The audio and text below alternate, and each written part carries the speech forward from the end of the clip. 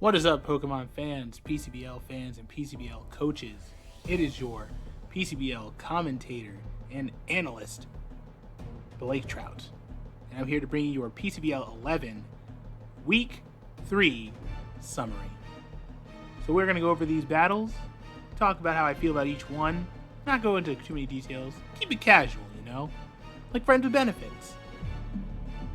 Something along those lines. So there's definitely no benefit to watching these games. Alright.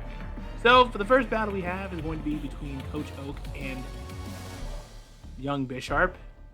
I don't understand why it's called GG1, but I mean, I can totally understand. So, how do we kick this thing off by saying that Jesus Christ, this game was rough for Coach Oak? I mean, this is what I really was upset about with Bisharp, where he has a really good team, and him getting crushed by PD like that was just stupid. Well, I'm eating my words now. It's working out great. He's finally doing great with this. He's got all the nice forms of pivot set up. He's got everything going right. Sneasler's putting in work. Necrozma putting in work. I mean, I wish this could go even faster, but there's not much else to really say. Oddly enough, this game was really me going like, man, Coach Oak is going to have to hit my expectations by winning this game. But I mean, what could he do? Every move he could make got screwed up. I mean, he still told me that he's still trying to get used to this team, and I can probably give him the penance of like, okay, that makes sense, right? I get it. But dang, it's week 3, not looking pretty, and this ends up being a game where Necrozma just cleans up afterwards. And I love how Necrozma is just so busted that for 2 straight seasons, it's just taking cheeks, and there's nothing anyone in the league could do about it. I'm so glad Nico doesn't even have this, because then it'd be worse. And also Meteor Beam. It has Meteor Beam now. Isn't that crazy? I mean, it's just, for a Coach Oak's sake, he really had nothing defensively to take anything. And offensively, he could have probably just done a simple poisoning, but, you know, probably threw that out the window where the Necrozma has a rest set. Oh, wow, that's actually worse. Well, this game just ends up with using stored power and just ending lives. Another 6-0 of the season! That is 2 6-0s in only just 3 weeks. Crazy.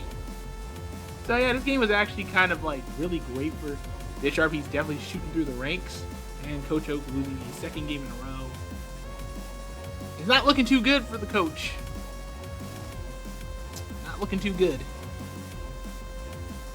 Okay, so I'm going to be honest here. This game was a lot closer than I would have expected. I was thinking, you know, they really should have just steamrolled this, but how to start a game off with a crit Thunderbolt? And really, this game, I'm just kind of surprised. I mean, May basically paid the last 2 weeks due to losing games because of hacks, 2% milk, missing a Zen headbutt that just killed any momentum for the game for her. It's just kind of funny. This is what you do when you pay for getting Jenny on Brawl Stars. I mean, it's a really good payment. But it's looking like Eevee's about to clean this up. I mean, all the defense is working well. Everything's falling apart. Wait a minute, what's happening? Is May fighting back? Oh, wait, is that a physically... Wow, see? Using physically offensive... Using Sucker Punch Fluttershy. Wow! It's now just punch for punch. Who's gonna win it in the end? But apparently, it looks like Eevee goes and fumbles the bag. And it ends in a 1-0 game. Good stuff on May for getting that W, though. I mean, that was actually pretty cool. I'm impressed. I mean, physical Hydreigon, Sucker Punch Celebi. I don't even understand. I didn't even know we get Sucker Punch this season. Or at all. That's actually awesome. These two basically just saved the game for her. And you know what makes this even better? Aurora Veil, Alolan Ninetales finally puts in work. Finally! And it wasn't Kenneth forcing himself to do it. I'm impressed. Sorry about you losing, Eevee, but you actually did pretty dang good. Because, jeez, you were almost there.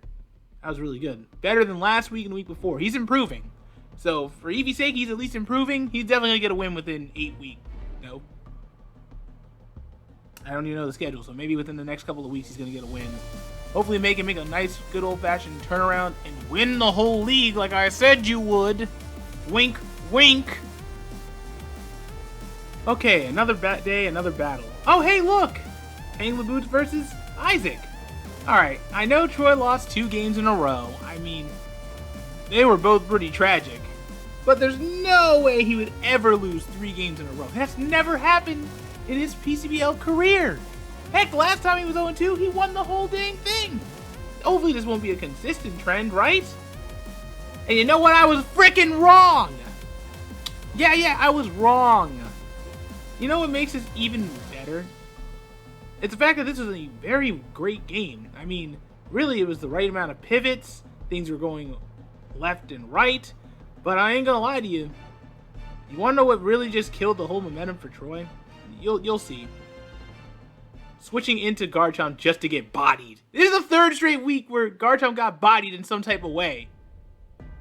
But look, the game is pretty close. Back and forth, nothing but switch-ins. But then it's just all starting to fall apart where Gumbo starts to die off. And that's kind of his whole defense. I could lie and say Deancey's defensive, but a quad weakness to steel is not a good thing. But we get back to it. Isaac is definitely playing this game steadfast and very well. Also, Roost and Polion. God, that's frustrating.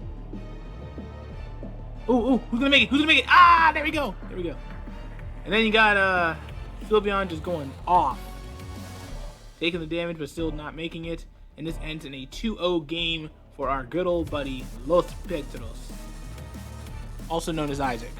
So, Troy loses the 3rd game in a row, and I'm just shocked, because, like, what in the world? And I've been hearing talks and rumors of Garchomp requesting a trade. I mean, I'm getting bodied 3 straight weeks. I'm going to definitely be asking for a trade. And now Isaac's, I think, 2-1 now, so that's pretty good. I actually kind of like how his team setup was pretty decent. Stealth Rock Crocodile is just something I can never dislike. And Mega Gallade, the Pokemon that could have been my stolen boy. Oh, cool. Another... Oh, that's my entire life in a nutshell because of Nico just going off doing whatever he wants. So, about this game, you know, I don't like it. I mean, this ends up being one of those instances of where Nico just knows what he's doing. I sadly have to give him props. 3 straight weeks of winning games by a ridiculous margin as well. It hurts, but I gotta give him his props. Because I don't know why none of you can just go and beat him. Like, you've seen what he's doing. He's cracking everybody up. And you're gonna just let him do this? The literal villain of PCBL? I can't believe this. I mean, for Oscar's sake, I mean, you got bodied. What else is there to say? I'm gonna be straightforward with you, though. I love that Tapu Bulu is getting used. I love that it's getting usage. It's never getting the respect it deserves. That Pokemon was taking lives. Donphan's getting usage. I kind of just like this whole setup, too. Just, you know, Magnezone doing nothing. Slowking doing nothing. Just a complete mix of these 3 mons right here. Sorry, 4. I mean, at least Oscar didn't get swept. That's a positive. So, he's losing his 3rd straight game by a lot. Didn't he just lose by 4 again? Does this count as a body bag game again? Probably not. But anyways, congratulations on Nico for being 3-0 and probably being #1 in the league now. I'm this close to just saying screw it and jumping back in, but it's too late. I need to go wash my mouth out with soap. Oh god, that was the most disgusting bar of soap I've ever had. Hey, look! It's another Strompel and Pluto! No, just a Strompel game. This seems like a rematch of some kind, so I'm going to be respectful and just look at this at face value. Deoxys being Deoxys. I mean, what do I even say about this game? It's not even really frustrating at all. It's one of those games where, dang, this could have gone a couple of ways better, but you look at how Stromp has done it since. Always is the king of the chip. He literally is the guy on the face of the Pringles can. He basically has so many chips, so many championships, right, that he literally created Nabisco. I'm going to say it again. If he was a pirate, his name would be Chips Ahoy. Alright, so jokes aside, this game is a bit of a smack up. I mean, I'm seeing Pluto trying everything he can by doing different things with his setup, but it's just not working for him. He just gets bodied. Not even bodied. Actually, this game's a little bit closer. Yeah, it's not even bodied. I don't know why I was lying. It wasn't even bodied. It's just better strategies came in. Mods were just falling apart and getting knocked out left and right. Toxic setup as usual. I do like that agility set. That's going to be part of the heat of the week for that matter. I respect that. That'll be a part of something later, maybe. Gosh, you know what? Heat of the week? Yeah, it's this one. Shiny Raikou with freaking agility. Agility, Shadow Ball, probably Volt Switch, and I guess Protect. I don't know. Pretty nice set. Also, Stronfel's now 3-0. Pluto, 2-1. It is what it is. So, we got Bisharp versus Dread. Let's be straightforward here. This game was a bit tougher than usual. I feel like this was a game that was really good later on.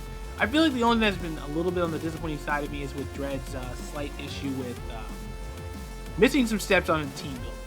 I feel like deep down, things could have really went his way on the kind of being involved using toxic stuff. I mean, here's the moment where this could have been done.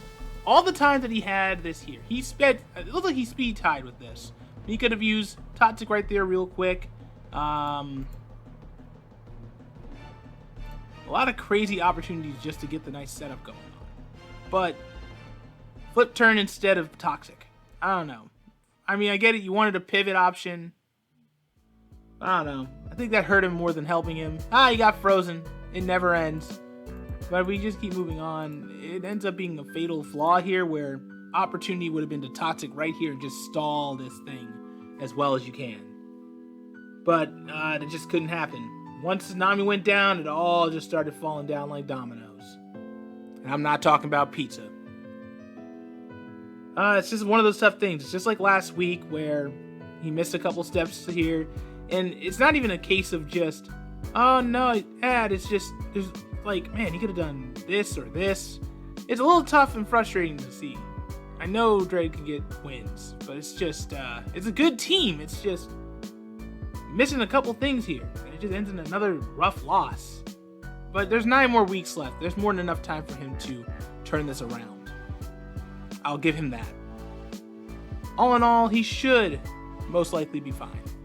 It's only week 3.